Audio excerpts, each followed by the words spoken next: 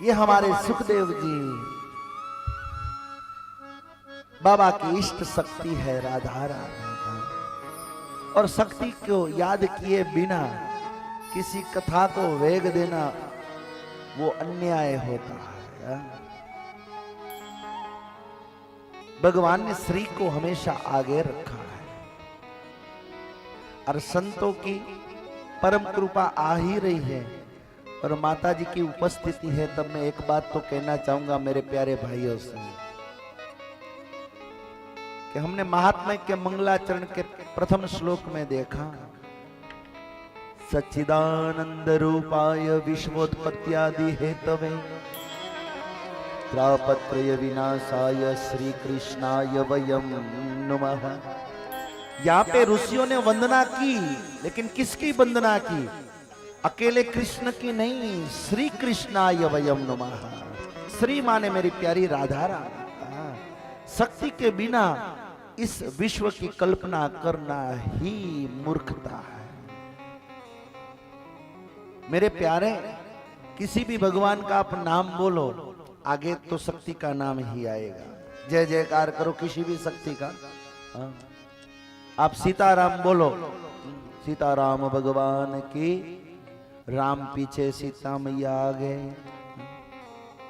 कृष्ण राधे हम बोल तो सकते हैं, लेकिन अच्छा क्या लगेगा? राधे कृष्ण, राधे मैया हमारी आगे, कृष्ण पीछे। यहाँ पे भी राधे की उपासना आगे बताई गई है। नारायण लक्ष्मी बोल तो सकते हैं, लेकिन जब जय जयकार होगा तब लक्ष्मी नारायण भगवान की जय। लक्ष्मी जी आगे और फिर मेरे पीछे नारायण। सब पूरा होगा। संत वक्ता जो भी होंगे हाथ उठा के बोलेंगे नमः पार्वती पतये हर हर महादेव हर।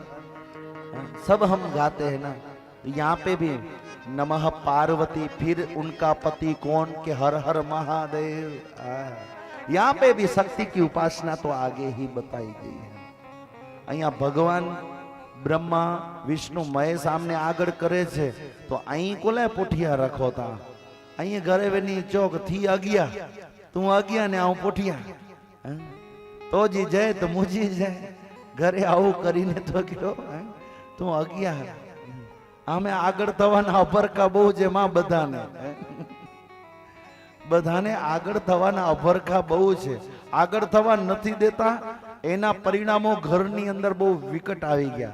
પણ ધર્મ ક્ષેત્રની અંદર આજે પણ જો માતાઓ બહેનોની વસ્તી વધુ દેખાય। ધર્મમાં મારી માતાઓ બહેનો દીકરીઓ હંમેશા આગળ જોઈએ, યાદ રાખજો। આ ધર્મની વાત થઈ છે, એટલે સીતારામ હોય કે લક્ષ્મી નારાયણ હોય કે રાધે કૃષ્ણ હોય, એની જય જયકાર કરવામાં આવે છે।